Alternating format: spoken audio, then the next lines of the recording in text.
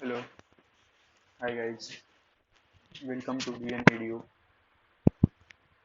My name is Dhanraj, and today we are going to discuss the topics of Maharashtra set for physical science question paper.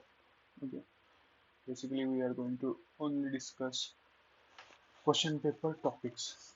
Okay, in this video we can going to see 26 December, 27 December 2020 Maharashtra set exam, which was held on 27 December 2020 for subject physical science. The paper code is D. Okay. The questions which has been asked from this all topics. Okay. So let us first discuss electronics. Okay. In electronics, you can see they have asked question that is where you have to find pinch off region. Okay. Pinch off region of JFET in which you have to know the value of drain current and source to drain voltage, and after that gate to source voltage. Okay. तर त्यांनी या topic वरती pinch of region find करायचा होता तुम्हाला आणि JFET चा find करायचा होता. ठीक आहे. इन फ्युचर मध्ये जो काही पेपर होईल त्यामध्ये मे बी ते एक ऍडव्हान्स मध्ये त्यांना मॉस्फेट वगैरे किंवा FET सॅच्युरेशन रिजन वगैरे तुम्हाला फाइंड करायला विचारू शकतात. ओके. पहिला क्वेश्चन जो होता सेट 2020 मधला जो की इलेक्ट्रॉनिक्स मधनं पिंच ऑफ रिजन फाइंड करण्यासाठी होता. त्यानंतर दुसरा जो क्वेश्चन होता तो पीएन जंक्शन डायोड होता. त्यामध्ये तुम्हाला रिव्हर्स बायझिंग साठी फोटो डायोडचा एक इक्वेशन फाइंड करायचं होतं. ठीक आहे. ते तो टॉपिक होता. जर पीएन जंक्शन डायोड तुम्ही स्टडी कराल तर तुम्ही तो क्वेश्चन वाचल्यावरती तुम्हाला इझिली तो सॉल्व्ह करू शकता. त्यानंतर फ्रिक्वेन्सी फाइंड करायची तुम्हाला हार्टले ऑसिलेटरची. त्यासाठी तुम्ही फॉर्म्युला यूज करून directly F is equal to 1/2 pi under root L1 plus L2 into C हा फॉर्म्युला यूज करून तुम्ही डायरेक्टली त्याची व्हॅल्यू फाइंड करू शकता, फ्रिक्वेन्सी फाइंड करू शकता. ओके. सो तुम्हाला हार्टले ऑसिलेटरची तुम्ही स्टडी कराल तर तुम्ही इझिली हा क्वेश्चन सुद्धा सॉल्व्ह करू शकला असता. त्यानंतर फोर्थ जो नंतरचा जो क्वेश्चन होता तो फुल वेव्ह रेक्टिफायर वरती होता. इन फ्युचर मे बी तो हाफ वेव्ह रेक्टिफायर वरती पण असू शकतो. ओके. सो तुम्हाला या टॉपिकची स्टडी करायला हवी होती कधी 2020 एक्झामसाठी. ओके. आता तुम्ही क्वेश्चन पेपर सॉल्व्ह करत असाल आता आता हा 2 मंथ नंतर परत एक्झाम होते सेटची, तर तुमचं बऱ्यापैकी स्टडी झाला असेल. तुम्ही या टॉपिकचे एक वेळेस रिव्हिजन करा आणि क्वेश्चन पेपर 2020 क्वेश्चन पेपर जो आहे 2020 मधला तो सॉल्व्ह करून बघा. तुम्ही इझिली प्रिपेअर होऊ शकता 2021 साठी. ओके. सो नेक्स्ट क्वेश्चन जो होता तो आउटपुट व्होल्टेज फाइंड करायचा तुम्हाला कशाचा ओपॅम्पचा.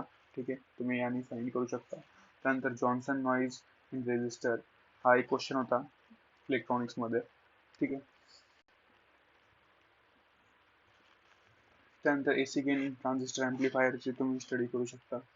ठीक आहे.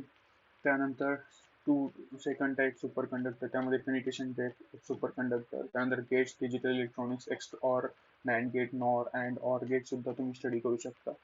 अदर एल्स तुम्ही केमॅप ची स्टडी करू शकता डिजिटल इलेक्ट्रॉनिक्स मध्ये. ठीक आहे. फॉर फ्युचरसाठी पण क्वेश्चन जो विचारला होता तो गेटसाठी विचारला होता. ठीक आहे. क्वेश्चन पेपर करा. त्यानंतर पॉवर रेटिंग ऑफ डायोड हा एक क्वेश्चन आला होता तुम्हाला 2020 मध्ये. त्यानंतर फ्लिप फ्लॉप मध्ये जे के फ्लिप फ्लॉप वरती क्वेश्चन आला होता. ठीक आहे. त्यानंतर क्रिटिकली डॅम्प सिरीज LCR. ठीक आहे. हा एक क्वेश्चन होता. क्वेश्चन विचारला गेला होता. जर तुम्ही हाफ वेव्ह रेक्टिफायर आणि फुल वेव्ह रेक्टिफायर जर स्टडी कराल तर तुम्ही इझिली ते मिळवू शकता. ठीक आहे. सो आफ्टर दॅट बघा ॲटॉमिक अँड मॉलिक्युलर फिजिक्स. ठीक आहे. यामध्ये तुम्हाला बोर रेडियस आणि कॉम्प्टन वेव्हलेंथ फाइंड करायची होती. हा थोडासा रिलेटेड क्वांटम मेकॅनिक्स सोबत पण आहे. ठीक आहे. यामध्ये तुम्हाला बोर रेडियस आणि कॉम्प्टन वेव्हलेंथचा फॉर्म्युला लिहायचा होता. यावरती तो क्वेश्चन होता. Then Lande's splitting factor G is equal to 1 हा एक क्वेश्चन आला होता. हॉर्न्स रूलच्या या टॉपिक वरती सुद्धा क्वेश्चन होता. हायड्रोजन स्पेक्ट्रम वरती क्वेश्चन होता. हायड्रोजन स्पेक्ट्रम वरती ॲटॉमिक मधनं पण एक क्वेश्चन आला होता याच पेपरमध्ये.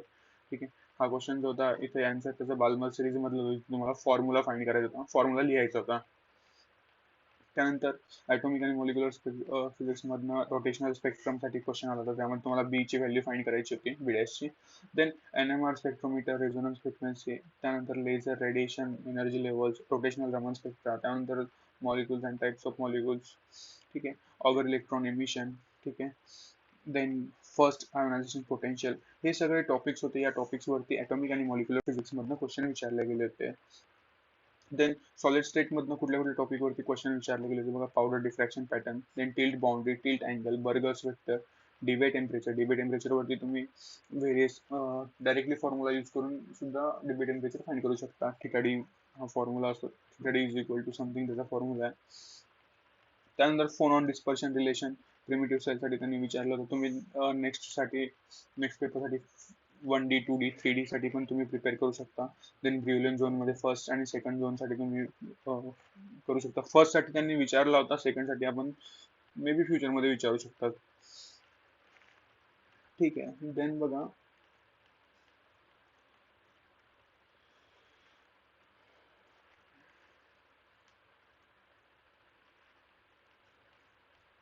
डायलेक्ट्रिक ज्यामध्ये पॉवर लॉस वगैरे फाइंड करायला विचारू शकता. Polarisability, static dielectric constant, energy levels of both magnetron, आणि त्यामध्ये नंतर वीक मॅग्नेटिक फील्ड साठी तुम्ही प्रिपेअर करू शकता. ठीक आहे. या टॉपिक मधनं क्वेश्चन होते. Then band theory, BCS theory मधनं पण काही क्वेश्चन आले होते. त्यामध्ये सुपर कंडक्टिव्हिटीला तुम्ही फोकस करा. त्यानंतर न्यूक्लिअर फिजिक्स मधनं nuclear stability rule, nuclear decay, then binding energy, then semi empirical mass formula. Binding energy वरती क्वेश्चन आला होता. फ्युचरसाठी तुम्ही semi empirical mass formula study करू शकता. CP invariance theorem, emission gamma ray, nucleus decay, disintegration law, then quantum scattering, that is gamma ray, then fusion reaction, fusion fragment. Okay, spectrum of gamma rays, nuclear reactions मध्ये non conservation and isospin, the spin orbit interaction. Okay, then splitting nuclear energy levels. हे या सगळ्या या 10 topics वरती questions आले होते. After that mathematics मधनं vectors, position vectors, then probability वरती क्वेश्चन होता, कॉम्प्लेक्स नंबर वरती होता, रेसिड्यू फाइंड करायला विचारलं होतं त्यांनी, रेसिड्यू फाइंड करण्यासाठी होता. त्यानंतर OD, ordinary differential equation. Obviously यावरती प्रत्येक वेळेस एक एक्झाम्पल असतो फर्स्ट ऑर्डर किंवा सेकंड ऑर्डरसाठी, किंवा बाउंड्री कंडिशन गिव्हन असते, तुम्हाला त्याचं डेरिव्हेशन करायचं राहतं. देन मॅट्रिसेसच्या प्रॉपर्टीज वरती पण क्वेश्चन असतो.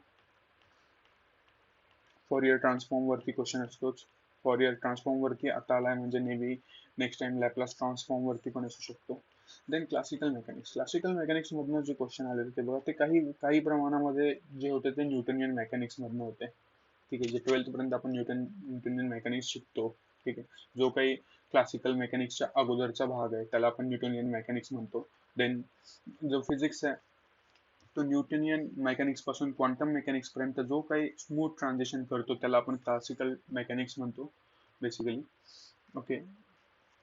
त्यामध्ये movement of inertia, two body problem, phase analysis किंवा स्टॅबिलिटी अनालिसिस, त्यामध्ये फेज कर्व वगैरे नेट सेट साठी खूप इम्पॉर्टंट आहे phase analysis. Then central force problem, त्यामध्ये इंटेन्सिटी फाइंड करायला विचारू शकते, किंवा inverse square law. Then generalized coordinate degree of freedom, then Lagrangian equation of motion, then Hamiltonian equation of motion, then rigid body and moment of inertia. STR, Galilean or Lorentz transformation, यावरती question असू शकतो STR मधनं. May be STR मधनं Doppler's effect वरती जो काही question असतो तो बेसिकली नेट मध्ये त्याची जी डिफिकल्टी लेवल जो क्रायटेरिया म्हणतो आपण त्याला, तो नेट रिलेटेड असतो. पण STR मध्ये जो काही क्वेश्चन आला होता तो एक गॅलिलियन आणि लॉरेन्स ट्रान्सफॉर्मेशन पर्यंतच येतो सेट मध्ये आतापर्यंत. मे बी त्याचा डिफिकल्टी लेवल येणाऱ्या 2021 मध्ये अजून डीप होऊ शकते. सो आफ्टर दॅट EMT ची जर स्टडी करायची असेल तर इलेक्ट्रोस्टॅटिक आणि मॅग्नेटोस्टॅटिक हे दोन पार्ट वेगवेगळे करायचे. त्यामध्ये बस फॉर्म्युले तुम्हाला इम्पॉर्टंट आहे. EMT मध्ये फॉर्म्युले तुम्हाला माहित असतील तर तुम्ही इझिली सगळं काही सॉल्व्ह करू शकता. सो EMT मध्ये जे काही क्वेश्चन्स आले तर त्यांचे टॉपिक्स बघा. Coordinate system, then electrostatic, magnetic dipole moment, motion of charged particles, electrostatic potential, Poynting vector, velocity in vacuum, magnetic vector potential आणि waveguide चे problems यावरती क्वेश्चन्स आले होते. देन क्वांटम मेकॅनिक्स मधने जे काही टॉपिक वरती क्वेश्चन आले होते बघा, कायनेटिक एनर्जी ऑफ पार्टिकल, एखाद्या पार्टिकलची कायनेटिक एनर्जी फाइंड करण्यासाठी आपल्याला काय लागतं ते त्या टॉपिक वरती तुम्ही स्टडी करू शकता. देन पॉस्ट्युलेट ऑफ क्वांटम मेकॅनिक्स, ज्यामध्ये ऑपरेटर्स आणि ऑब्झर्वेबल्स वरती क्वेश्चन होता एक. देन अँग्युलर मोमेंटम वरती क्वेश्चन होता, त्यामध्ये तुम्ही कम्युटेशन रिलेशन्स वरती फोकस करा, त्यामध्ये तुम्हाला एक क्वेश्चन डेफिनेटली मिळेल. देन 1D पोटेन्शियल मध्ये minimum depth of potential, then uncertainty principle, then 1D harmonic oscillator.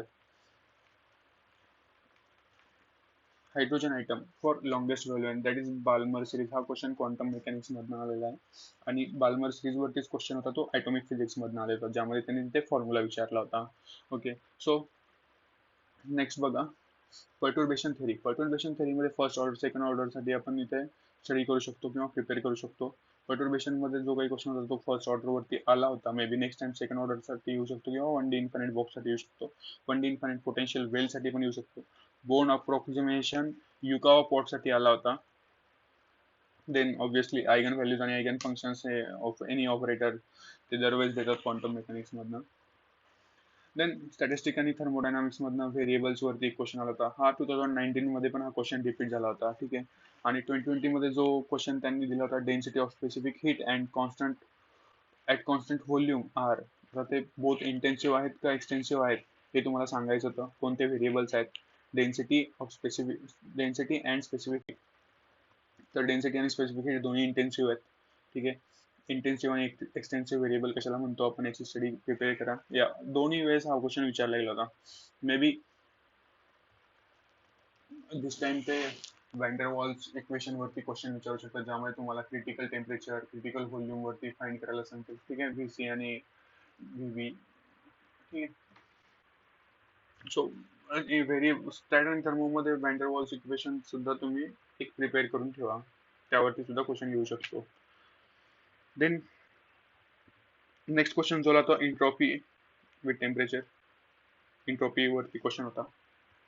त्यानंतर average total energy of 3D harmonic oscillator of thermal equilibrium, then Fermi level, then partition function, then Bose-Einstein condensation for fermions, then ideal gas equation, Weiss molecular theory. यावरती susceptibility find करण्यासाठी question असतो बऱ्याच वेळेस, जो की झायनी आपण denote करतो सस्टेबिलिटीला.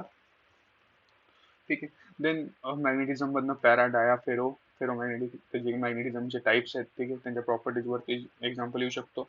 आणि नंतरचा जो काही एक्स्ट्रा आपण म्हणतो damp oscillator, damp series, LCR circuit, Johnson noise resistor, op amp integrator, हे मिक्स क्वेश्चन होते. हे थोडेफार एक्सपेरिमेंटल अनालिसिस मधनं विचारले गेले होते.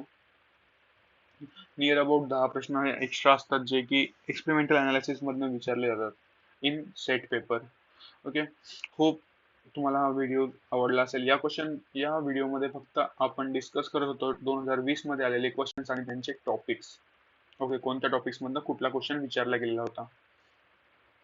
होप तुम्हाला हा व्हिडिओ आवडला असेल. जर काही प्रॉब्लेम वाटला तर तुम्ही डायरेक्टली कॉल करू शकता. अदर एल्स जो कोणी तुम्हाला वाटतं की हा व्हिडिओ कुणाला हेल्पफुल असेल तर please share to needful person. कुणालाही शेअर करू शकता तुम्ही, ज्यामुळे तुमची स्टडी इझिली होऊन जाईल. ठीक आहे, 2021 मध्ये सप्टेंबरमध्ये एक्झाम होणार आहे. या टॉपिकची जर तुम्ही स्टडी कराल तर इझिली तुम्ही क्वेश्चन पेपर 2020 जो आहे तो सॉल्व्ह करू शकता. काही प्रॉब्लेम वाटला तर तुम्ही मला विचारू शकता. Okay, thank you for watching the video. For more videos stay tuned with us. Like, share and subscribe our channel. Thank you so much watching the video.